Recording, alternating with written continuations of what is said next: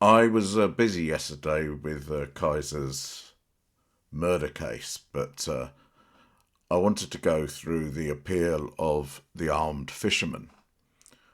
But Kaiser himself went over it, and I thought, well, let's listen to what he has to say about the news event of the loss of the appeal. So, the first part of this video will be just him talking. I've extracted his clips from the video he did, and I've done my commentary on his clips. And then after that, we'll go through the actual appeal. Thanks for watching if you're not going to stay with me for the appeal. Good afternoon, folks. Wrangler here. And in case y'all don't remember who the armed fisherman is, this is the moron that likes to go to hot spots throughout Florida. And by hot spots, I mean high dollar money places. I'm not sure that's necessarily correct that he likes to go to high dollar money places, but hey ho. With a fishing rod in one hand and an AR strapped across his chest, and with the intent of getting clickbait. Well, it blew up in his face when he got arrested. Did it blow up in his face, or was he really looking for arrest? Is that what he's looking for? He definitely makes money from the video, Michael. And then he filed suit, and this is an update on his lawsuit. It's not good for him. Enjoy. Now, an update Wrangler style is obviously playing the guy's video, putting a few comments in, and that's it. A real update would be to probably show you the appeal that's just been heard, but hey ho. For the record, where he is at is Bal Harbor. That is a part of Miami that is very, very deep and heavy in money. And while some states do allow for the brandishing and open carry of long arms, Why is he saying most states there where he knows which state this is in, or maybe he doesn't realise what state Bell Harbour is in, but he should know that you can't carry long arms in Florida, apart from the exceptions, one of them being going to or from hunting or fishing, or whilst hunting or fishing. it's just when you're walking around probably pissed drunk in the middle of the day. Citation needed, Michael. How do you know he was pissed drunk? I know he was picked up for a DUI, but was he pissed drunk in this encounter? During the week and you're in that type of money environment, it's just not smart. You're going to get the cops called on you, and then they have to do their job. So swing and a miss for doing a dumb. Now, if I make this a regular event, we'll know that swing and a miss is one of Michael's favourite sayings. He doesn't have a wide vocabulary. All right, guys, you got to keep this in mind also, that no right guaranteed by the Constitution is absolute. Even firearms carry is subject to time, place, and manner restrictions, just like recording in public or the rights of the press. Religious worship is all subject to type, place, and manner restrictions. Nothing is unlimited. I hope you felt educated by those words. Now, I'm not certain that when it comes to Supreme Court rulings, etc., that time, place, and manner restrictions are widely mentioned when it comes to Second Amendment issues, but hey ho. Did he violate any of your constitutional rights due to your skin color, your age, your religious preference, your sexual orientation, your gender identity, anything like that? Then no, he didn't violate your civil rights, moron. I hate having to replay him, but those aren't all your civil rights, moron. Did he violate any of your constitutional rights due to your skin color, your age, your religious preference, your sexual orientation, your gender identity, anything like that? Then no, he didn't violate your civil rights, moron. Kaiser, I'll just speak to make money from my really quite moronic audience now. Well, if that was your appeal, I know why you lost. Because of the service call resulting from the 911 calls because of your dumb ass, he had every reason to detain you. You refusing to identify, that gave him all the cause that he needed to arrest you. So, yeah, it's no wonder you lost. So rather than going to the appeal order and seeing what it says, Kaiser just tells you he knows. He doesn't add anything. Prior to your being arrested, did the officers notify you that there was no fishing allowed at that location? Yes or no? Did he all spot Kimmy in the background, seemingly walking fine, considering she's apparently wheelchair bound? Is that because you have no case? I'm sorry, had no case. Mark Stout obviously believed he did, as he assisted with the case. It sure was. It taught me, as if I didn't already know, don't strap an AR across my chest and a sidearm, go around drunk in one of the richest neighborhoods in the country with a fishing rod, and then when the cops are called on me, resist. Yeah, as if I didn't already know that. Sure, you taught me a lot. Good job, drunk fisherman. Well, if you were to do that, you would be breaking the law because you're a felon. And two of the items you mentioned, the long arm and the sidearm, you can't carry legally, can you, Kaiser? Because you're a dirty felon.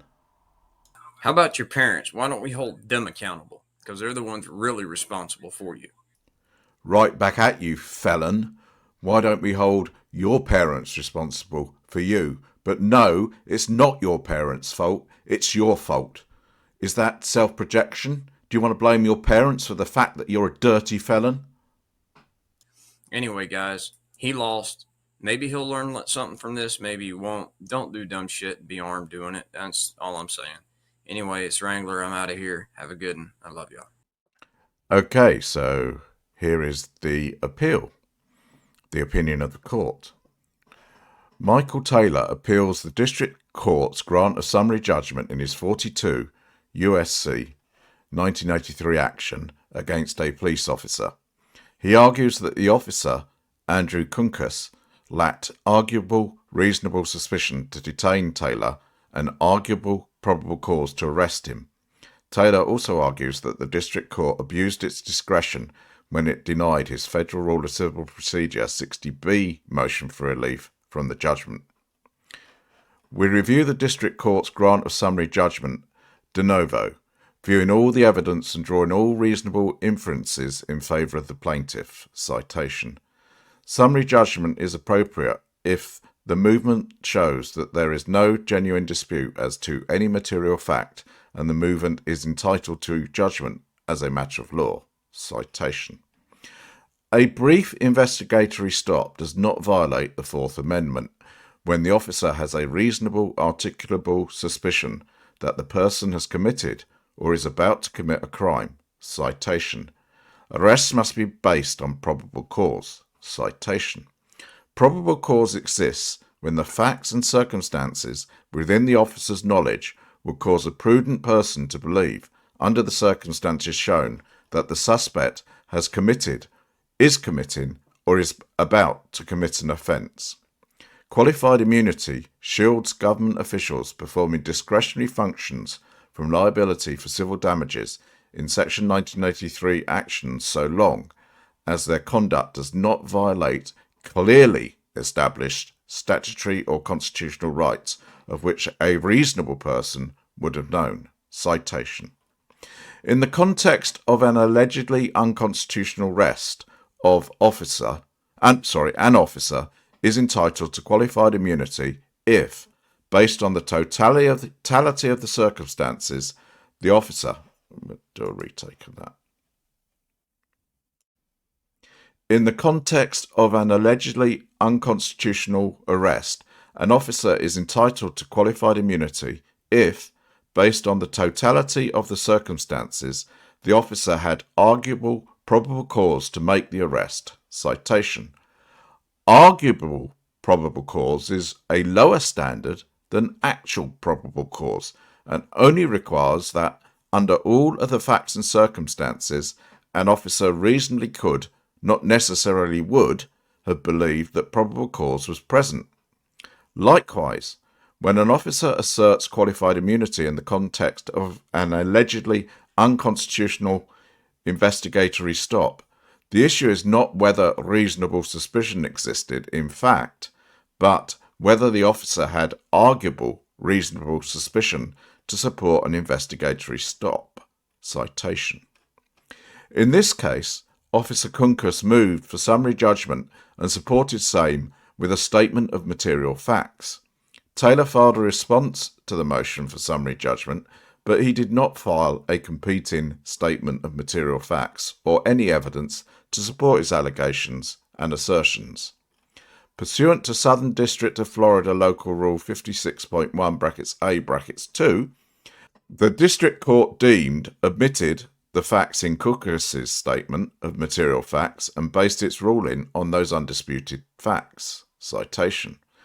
All material facts in any party's statement of material facts may be deemed admitted unless controverted by the other party's statement of material facts, provided that 1. The court finds that the material fact at issue is supported by properly cited record evidence, and 2. Any exception under Federal Rule of Civil Procedure 56 does not apply. The District Court noted that Kunkus was dispatched following a 911 call from a citizen advising that a man was walking on a bridge carrying a flag and a gun.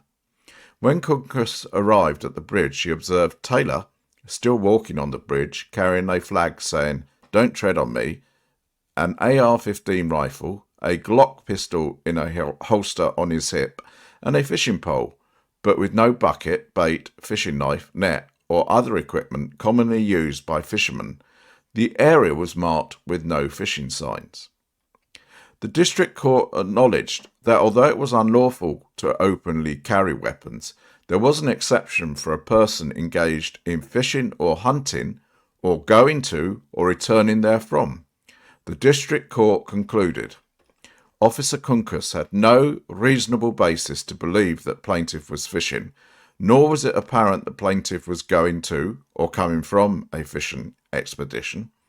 Rather, plaintiff was seemingly making a political statement, parading his political flag, and brandishing his fishing pole and weapons as props. Prior to his arrest, plaintiff also refused to identify himself to Officer Kunkus or present his fishing license. District Court Order, Docket 33 at 5.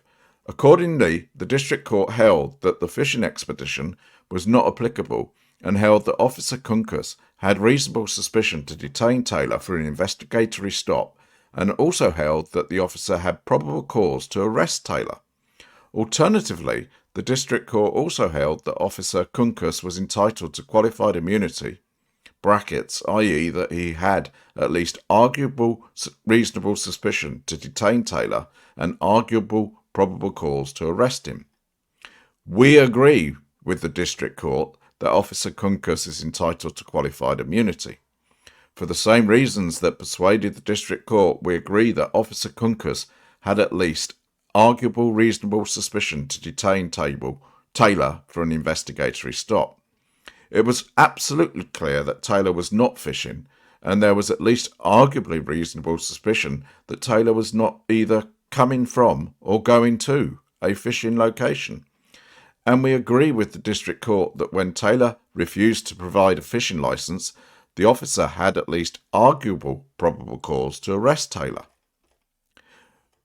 2. We review the denial of Rule 60(b) motion for an abuse of discretion. Citation.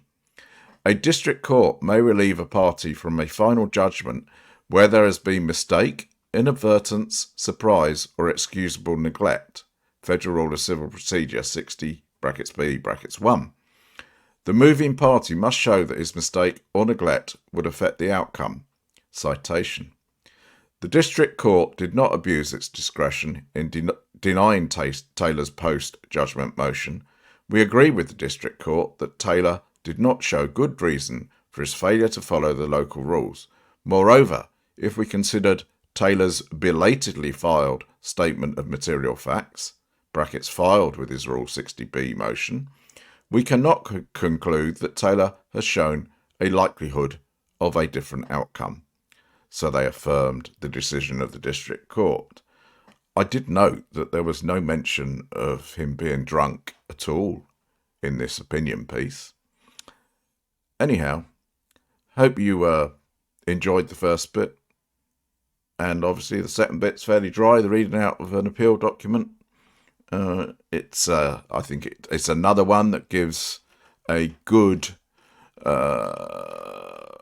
breakdown of reasonable, articulable suspicion, and was particularly interested in the